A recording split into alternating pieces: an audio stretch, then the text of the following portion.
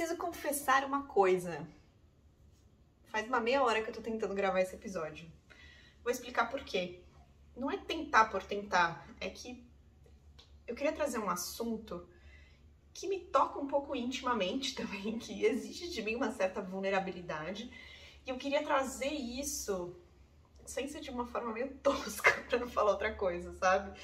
Eu não queria trazer isso de uma forma tipo, eu passei por isso, não passei por isso. E aí eu fiquei aqui pensando demais, pra falar a verdade, antes de começar a gravar. Comecei um vídeo umas 3 vezes, que vai render pelo menos um bom blooper, um behind the scenes. Vou até esticar o fio aqui um pouquinho, desculpa pessoal do vídeo, tô só aqui. Enfim, tudo isso pra dizer que, vambora, vou parar de pensar e ser mais, né? É assim, eu senti de gravar esse episódio, vou respeitar essas minhas gravações sem script mesmo, porque aqui é assim, eu não fico pensando muito, assim. Eu acho que talvez até seja interessante falar um pouco desse processo, assim, das gravações.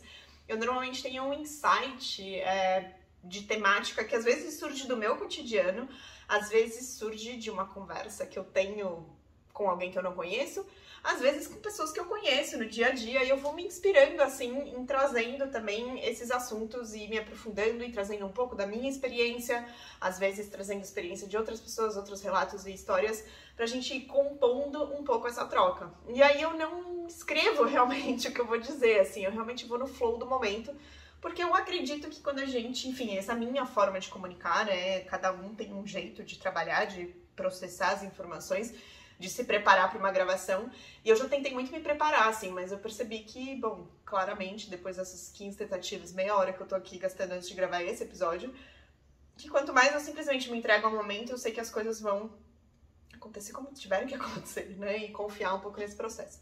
Então, como você talvez viu no título desse episódio, eu queria trazer um assunto que é muito presente na minha vida, como artista, como empreendedora, como ser humano, que é entender o meu corpo como uma ferramenta de trabalho. Se a gente olha por uma perspectiva óbvia, né, quem já me acompanha talvez nas redes sociais ou sabe da minha produção artística, sabe que, por exemplo, eu às vezes subo andaimes, que eu faço grandes murais e fico horas de pé, subindo escada, descendo escada, subindo andaime, com o braço levantado. E eu sou também atleta, né? Não sou profissional, já competi, já fui federada em alguma coisa, mas hoje eu uso o exercício, o esporte, como uma parte da minha rotina e preparação até para aguentar a minha rotina como artista. Mas não só. E talvez essa é a parte que eu falo mais, né? Ali no cotidiano mais intenso, mais rápido de redes sociais, mas existe um porquê eu tenho esse viés em relação à minha relação com o meu corpo e por que eu vejo ele como uma ferramenta de trabalho. Claro que assim, eu não vou voltar à história dos dinossauros aqui para vocês entenderem os meus porquês, mas eu quero trazer algumas partes da minha história que me levaram a essa relação. Um dos pontos é que eu sempre fui, e já trouxe isso em outros episódios, eu exijo muito de mim, né? Desde criança, eu sempre prezei pela excelência. Então, tudo aquilo que eu faço com uma intenção e eu vou dar sempre buscar dar a minha melhor versão. Ou colocar a melhor das intenções, a melhor energia, a melhor presença. E hoje eu tenho essa consciência que a palavra é excelência. Quando eu era mais nova, talvez a palavra que vinha muito era perfeição. Era uma busca por uma perfeição. E talvez você se identifique com isso. Porque a gente, como artista, como ser humano, a gente acha, né, em algum momento da nossa vida que a gente controla algo. E que antes de expor a nossa arte, expor quem a gente é, de fato, se a gente fala de um ser humano que é vulnerável, que tem dificuldades, que tem uma personalidade, que tem uma história, a gente muitas vezes quer projetar uma imagem para o exterior, ou a gente quer alcançar uma perfeição, ou a gente quer se sentir pronto, a gente quer se sentir capaz, enfim, existem muitas camadas aí. Com o tempo, com muito autoconhecimento também, eu entendi que a perfeição simplesmente não existe, né? Ninguém é perfeito, nada é perfeito, talvez a natureza é perfeita, porque de fato ela é, né, se a gente observar. Mas não existe perfeição. E é na imperfeição que também tá a beleza das coisas, né? Que estão a beleza das coisas. Numa arte, num posicionamento, num ser humano. Todos nós somos feitos de capacidades e dificuldades. E as dificuldades que nos compõem também são belas, né? Porque também nos tornam únicos. E também são portas para a evolução, são portas para o desenvolvimento. Mas eu já fui uma criança muito exigente. E eu lembro de uma história, até que recentemente eu tava super pensando nisso, assim, porque eu acho que é um lugar de cura que eu tô trabalhando nesse momento.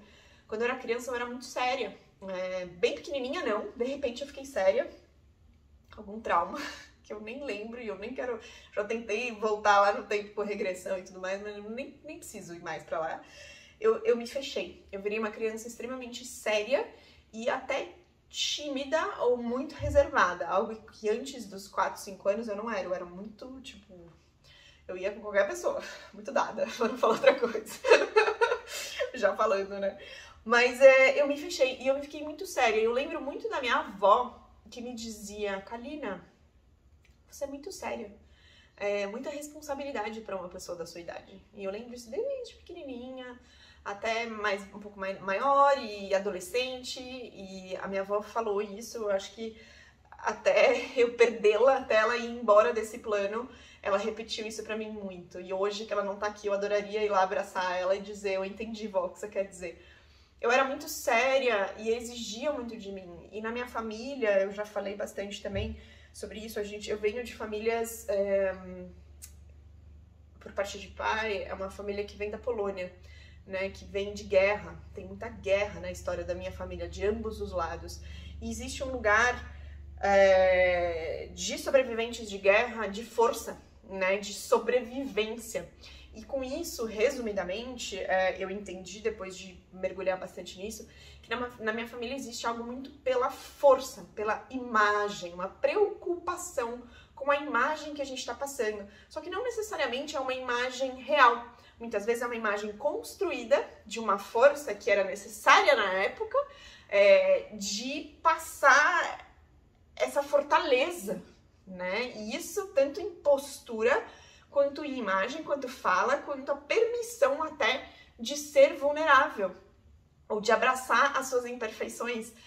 Eu percebi, eu criei essa história eu interpretei o mundo dessa forma muito cedo, que ser vulnerável era uma fraqueza e que eu precisava sempre ser muito forte.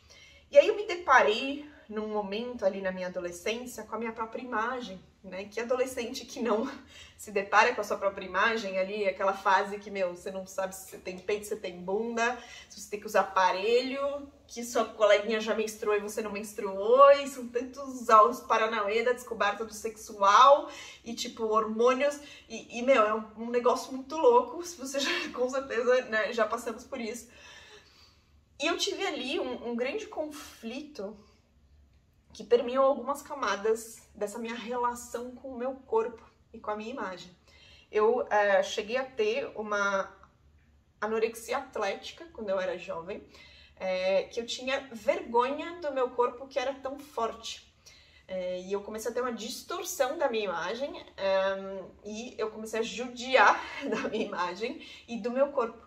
Então, eu já era atleta naquela época, não artista de hobby, criava ali nas horas vagas como terapia, mas eu fazia muito esporte. E eu comecei a criar essa relação com a minha imagem, com quem eu era, do que eu deveria ser. Essa imagem da boa menina, a loirinha, mulher, bonitinha, sabe? Aquela história que a gente já conhece da mulher.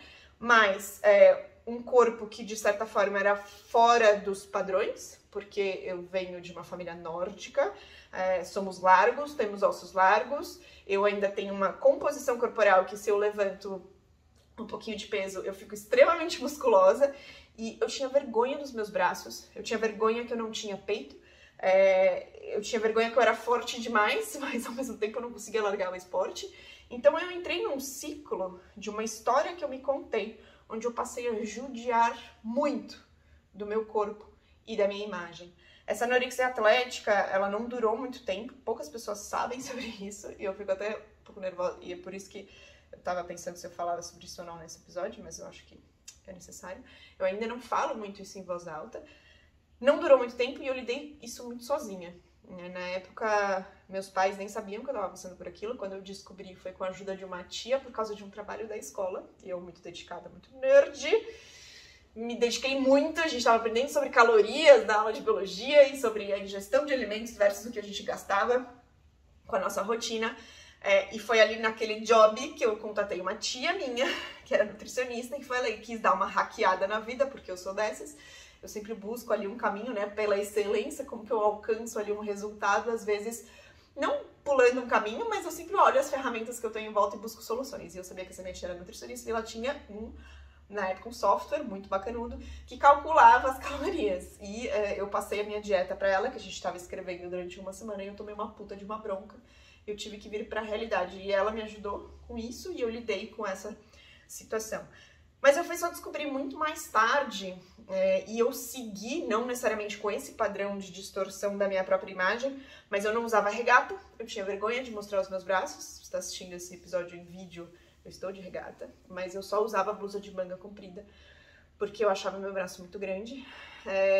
E é isso, eu comia de tudo, só que depois eu gastava tudo no esporte, por isso chamada anorexia atlética. Então eu me permitia comer um chocolate, só que aí na minha cabecinha era tipo, 200 calorias, preciso correr mais que 20 minutos antes do meu treino, antes do treino 1, 2, 3, que eu treinava durante horas a fio à tarde. E eu tô trazendo isso como apenas uma introdução, como mulher também depois, até no começo da carreira como artista também, muitas vezes eu ainda chego em reuniões e sou muito pré-julgada pela minha imagem, né? Por ser mulher, por ser loira, por ter cara de moleca, sapeca, por ser sorridente, simpática, sei lá. Muitas vezes as pessoas veem o sinal errado, né? E acham que eu estou dando em cima, ou acham que eu já quero dar pra alguém, pra falar de forma bem nua e crua, e não necessariamente é isso. Só que isso hoje, eu ligo um pouco foda-se, não que não me incomode, mas eu aprendi a segurar e a entender essa ferramenta que eu tenho. Eu uso ela a favor quando eu posso, mas é incômodo, mas eu construí essa segurança, porque eu não tinha essa segurança. Inclusive, ela não existia, né? Eu achava que eu tinha que provar a minha imagem, provar a minha inteligência o tempo inteiro. Então, a minha seriedade da minha avó vinha de várias coisas, e uma delas era esse lugar de eu tinha que passar uma imagem séria, porque senão eu não seria levada a sério pela minha aparência. Ou as pessoas iam me pré-julgar pela minha aparência. Então, eu já me contava muitas histórias e distorcia muito, não só a minha imagem, mas a forma que eu me colocava, eu já chegava séria e peitando certas situações para provar antes de ser pré-julgada pela minha imagem. Por que eu tô falando tudo isso? Porque eu queria introduzir um pouco dessa forma para trazer um pouco esse contexto do porquê que eu vejo o corpo como uma ferramenta hoje. Porque eu já judiei demais do meu corpo. E o que isso aconteceu comigo? Além de distúrbios, né, tanto alimentares, como inclusive de autoestima, que acabaram me deixando também vulnerável a relacionamentos tóxicos, a não entender o meu valor, a minha segurança de quem eu sou, e assim também, de certa forma, estar aberta a pessoas que não tinham as melhores das intenções, de uma manipulação, de uma toxicidade que às vezes ela é viciante, inclusive para uma pessoa que está tentando se encontrar.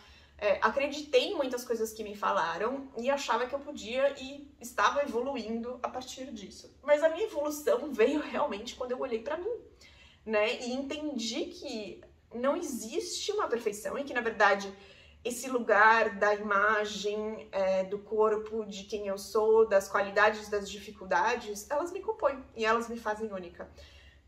E eu tô em constante evolução, né? E nesse ponto, eu virei essa chave justamente para entender que o meu corpo, a minha mente, a minha alma são as minhas maiores ferramentas de vida e de trabalho. Esse corpo que a gente recebeu, seja como ele for, ele não define a gente, né? Mas ele é uma ferramenta e cabe a nós cuidarmos dela, porque nessa minha jornada de autodestruição, né, literalmente do meu corpo, da minha imagem, do que eu gostaria de passar para as pessoas, eu não estava sendo verdadeira e isso criou alguns gaps na minha vida. um gap. Eu tô com a voz até um pouco trêmula, gente. Dá uma respirada. Criou um gap, primeiro, de distância de quem eu realmente era. Eu me perdi em mim mesma, porque eu tava tanto buscando o meu valor do lado de fora, que eu esqueci de olhar o meu valor pra dentro. Qual é o meu valor real e como que eu me posiciono a partir disso? Isso que importa no fim do dia. Então, essa construção, né, de crenças, desconstrução de crenças, de entender da onde eu venho, que sim, às vezes a gente precisa olhar lá para trás para entender alguns padrões, para conseguir quebrar eles, mas não se segurar nisso, né? Não se colocar numa situação, em que foi algo que eu aprendi com o tempo, justamente, e com muitos guias, muitas pessoas maravilhosas que me ajudaram, porque por muitas vezes eu fiz muito disso sozinha, mas também entendi que eu não preciso, de me fortalecer, né? Como ser humano, de dentro para fora, me colocar no mundo a partir disso. Então, criou esse gap de distância comigo mesma, que causou, por exemplo, o distúrbio alimentar que eu tive na adolescência, mas também outros distúrbios, assim, de autoestima, de se colocar, de valorização, de estar aberto justamente para jogos de poder ou de manipulação. E também eu judiei muitas vezes do meu corpo, da minha alma, da minha mente, exigindo uma produtividade extrema, como se isso fosse provar quem eu sou no mundo. Sabe aquela história, tipo, da produtividade extrema, de aquela coisa no pain, no gain, de a minha taxa de sucesso é medida pela energia que eu coloco nas coisas? E eu trabalhei demais.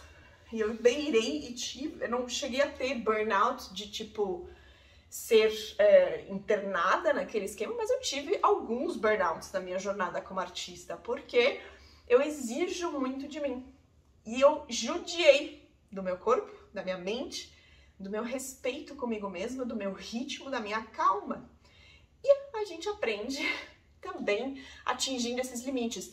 Então, eu já atingi muitos desses limites e também acabei me aprofundando muito no autoconhecimento, buscando ajuda, estudando sobre o corpo, sobre a mente, sobre a espiritualidade, porque quanto mais ferramentas de estudo eu tivesse na mão, eu entendia dessa forma, e hoje eu vejo, e de fato isso me ajudou e fez com que eu esteja nessa caminhada, ou nesse momento que eu tô agora, de mais paz e de mais respeito e de mais gentileza comigo mesma, e um sorriso mais leve, como disse a minha avó: sorria, minha filha, não precisa levar tão a sério a vida, sorria que a vida sorri de volta.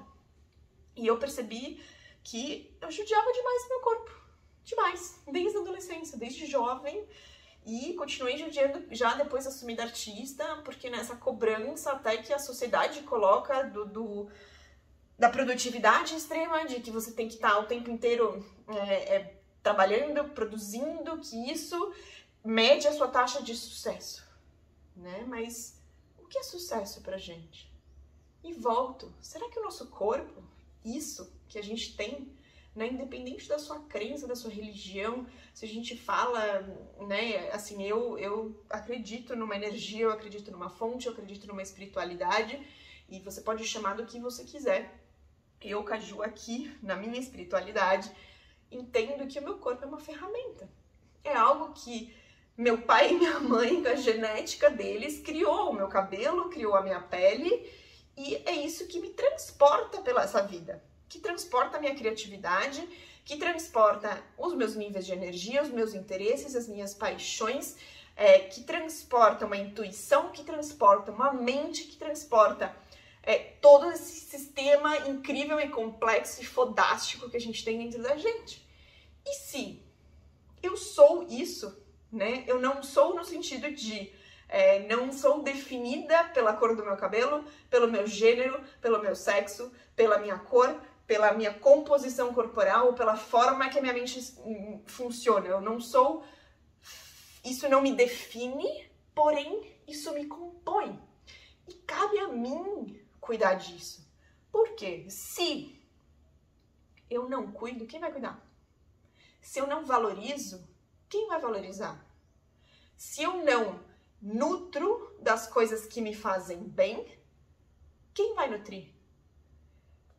É cruel a gente exigir da gente mesmo que a gente seja criativo, que a gente seja produtivo, que a gente seja incrível, que a gente seja alegre, que a gente seja leve, se a gente não tá cuidando disso. Se a gente talvez terceiriza essa responsabilidade, se a gente coloca na mão de outros a nossa própria felicidade, se o nosso sorriso depende da aprovação dos outros. E falo isso desse lugar, por isso que eu intencionalmente quis voltar um pouco na minha história, porque eu já fui uma criança triste, eu já fui uma criança muito séria, eu já, apesar de brincar, eu tive esse lugar, eu tive momentos escuros também. Mas hoje eu estou nesse lugar porque eu passei por tudo isso e olhei para isso. E olhei para os aprendizados, e olhei analiticamente, criticamente, com ajuda também, de olhar e falei assim, cara, mas isso não sou eu, descasca. E ao mesmo tempo, olha essa ferramenta foda que você tem, que sobe um andaime, que pinta por horas a fio, que cria conexões, que cria situações, que dá voz às pessoas, que conecta, que inspira, que, sei lá, que faz esporte, que corre, que nada, que gosta de fazer várias coisas bem, que estuda. Olha que foda isso tudo. E se eu não cuido, quem vai cuidar? Se eu não assumo responsabilidade por isso que me compõe, o que vai acontecer? Uma distorção? Colocar o meu valor na mão das outras pessoas, colocar o meu valor na mão do mercado, colocar o meu corpo na mão de pessoas que não sabem valorizar, e eu deixo de cuidar, e eu deixo de assumir essa responsabilidade. E quando eu virei essa chave e comecei a entender que, na verdade, o meu corpo é a minha maior ferramenta para tudo, para criar, para sorrir, para tocar as pessoas, para dar um abraço gostoso, para sorrir, para ser gentil, para trocar palavras, para medir o tom da minha voz, para dar um toque numa pessoa, para fazer amor, para sentir prazer. Eu não me permitia sentir prazer, eu achava que o prazer eu tinha que dar pro outro, em todos os sentidos, tá? Não só sexual, sensual, mas também. Por muito tempo, pelos meus traumas e pela forma que eu lidei comigo, eu terceirizava as coisas. Então, assim, a partir do momento que a gente assume essa responsabilidade, e por isso que eu chamo esse episódio de, né, o nosso corpo como ferramenta, poderia chamar de várias coisas, e talvez tem gente que vai ler esse título e nem vai se conectar depois com a história, mas foi o título que eu achei porque eu acho que foi a virada de chave também que eu tive. E não olhar apenas como ferramenta num sentido mecânico, né? Não é só uma engrenagem, um sistema complexo que nos dá tanto, mas é também, se a gente está sempre cansado, como que a gente quer ser a nossa melhor versão? Se a gente está sempre exausto, como que a gente quer ser mais produtivo, entregar mais, independente da sua profissão, independente do que você faz, ou do que você entrega para o mundo, ou ser gentil com o próximo, com alguém, um desconhecido que você cruza na rua, com a sua família, com a sua parceira, com o seu parceiro, com o seu cachorro. Como que você vai ser sua melhor versão se você não está nutrindo essa melhor versão? E esse episódio cabe a todos, né? A todo mundo que simplesmente talvez queira ser mais gentil consigo, né? E se empodere. Eu sei que essa palavra, coitada, tá toda judiada também, mas cria essa força de dentro para fora, esse valor de dentro para fora, porque ele só vai vir assim, ele nunca vai vir de fora. Se a gente seguir buscando isso do lado de fora, é muito difícil a gente assumir essa responsabilidade ou mesmo se sustentar, né? Isso cria um gap gigante, porque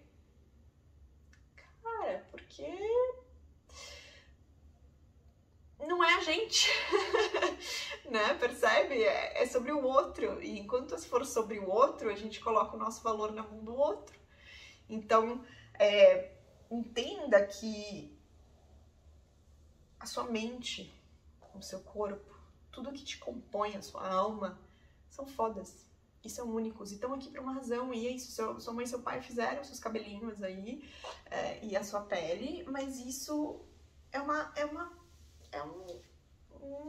máquina, não queria dizer uma máquina, porque eu não quero colocar esse ar de ferramenta no sentido da engrenagem, no sentido de uma máquina poderosa, mas no sentido sensível dessa palavra, né? De algo que você tem nas mãos e que você tem responsabilidade. Se a gente fala de uma ferramenta, né? Pensa, tipo, numa caixinha de ferramentas ou numa oficina muito foda que, tipo, tem aquela ferramenta que você fala, meu Deus, aquela ferramenta vai me salvar pra resolver um pepino, pra fazer uma invenção e resolver a la MacGyver uma situação que eu tenho aqui. E se você pensar em você como própria ferramenta, eu espero que você crie uma nova relação com ela. Porque exige energia, exige determinação, exige disciplina, exige constância.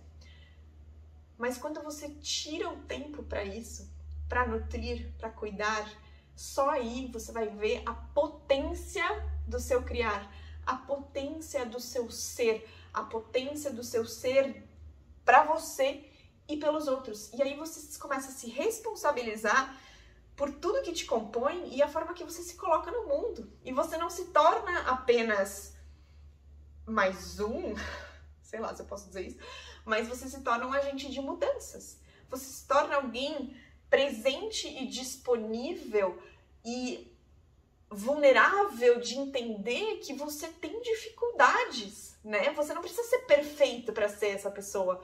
Você tá sempre em evolução, sempre em constante desenvolvimento. E o que te compõe hoje não é o que vai te compor amanhã, mas o que você coloca em você, o que você nutre, como você cuida de você, como você dá um próprio valor a você mesmo, quão gentil você é com você mesmo, vai definir a sua relação amanhã e a sua entrega amanhã. Porque se você judia de você hoje, como que você pode exigir que amanhã você vai estar 100%? Entende? Então, eu espero que de alguma forma eu tenha trazido aqui clareza sobre o que eu queria dizer, que essas conexões que eu tô fazendo aqui no meu cérebro neste momento façam sentido e reverberem aí de alguma forma e que você, a partir de hoje, talvez lembre dessa conversa quando você se olhar no espelho e olhar talvez para uma barriga caída, para um peito que tem uma estria, para um cabelo branco, seja lá o que te compõe fisicamente numa aparência, que isso não te define, mas que você pode cuidar com gentileza e ao invés de enaltecer aquilo que não tá bom, você olhar para tudo que você tem de bom e tudo que você e essa sua máquina incrível e foda faz por você e o que você está construindo e onde você está colocando sua energia dentro do que é possível para você, dentro da sua realidade, dentro do seu contexto. Se você está numa situação mais difícil, passando por algum anseio, por alguma dificuldade, por um luto, por uma depressão, que você também valorize os pequenos passos que você está dando em direção à cura, em direção à sua aceitação, em direção a abraçar quem você é, entender quem você é, se respeitar por isso, respeitar os seus limites e se nutrir daquilo que te faz bem dentro do seu próprio ritmo, dentro do que faz sentido para você nesse momento. Porque só aí é que você começa um processo de gentileza com você mesmo, de cura com você mesmo. E tem uma frase que num grupo de amigas minhas a gente às vezes se lembra, né? Porque é muito fácil a gente esquecer, né? Porque a gente vai sendo consumido, ainda com essa consciência que eu tenho hoje, eu sou consumida por isso, mas eu me percebo às vezes em alguns padrões, até nesses de chegar na frente do espelho e falar assim, nossa, Karina, olha essas espinhas, meu, nossa, tá horrorosa. Não, você é linda, né? Você é lindo, você é incrível, você é um ser perfeito do jeitinho que você é, cheio das suas imperfeições. E porque a gente nunca, e isso que eu e minhas amigas, a gente sempre se lembra de tempos em tempos, a gente nunca falaria com uma amiga ou com um amigo da forma que a gente fala com a gente. A gente é muito cruel. A gente jamais apontaria o dedo na cara de uma amiga e falaria assim, amiga, você comeu açúcar demais, olha essas espinhas saindo no seu queixo. Atenção! Você falaria isso pra uma amiga? Se você falar isso pra uma amiga, a gente já precisa começar a conversa em outro lugar, tá bom, meu amor? Mas a verdade é que a gente dificilmente falaria isso. Tem gente que fala, de fato. Mas pessoas nessas e conscientes, enfim, não vou entrar nesses detalhes. A gente não falaria com uma amiga assim. E por que a gente fala com a gente mesmo? Né? Então, entenda de onde você vem, entenda as suas dificuldades, acolha elas, mas escolhe ser diferente. Assume essa responsabilidade. Eu tive muito medo, né, voltando até para o começo, de voltar de novo ou a me exercitar da forma que eu exercito hoje, por exemplo. Até recentemente, tá? É uma coisa que eu venho trabalhando até como nutricionista e como terapeuta também, que eu tinha um desejo de ter, e eu sabia que eu podia ter um corpo sarado. Eu queria ter um corpo sarado, tipo, porque eu acho bonito e eu me sinto mais segura dessa forma.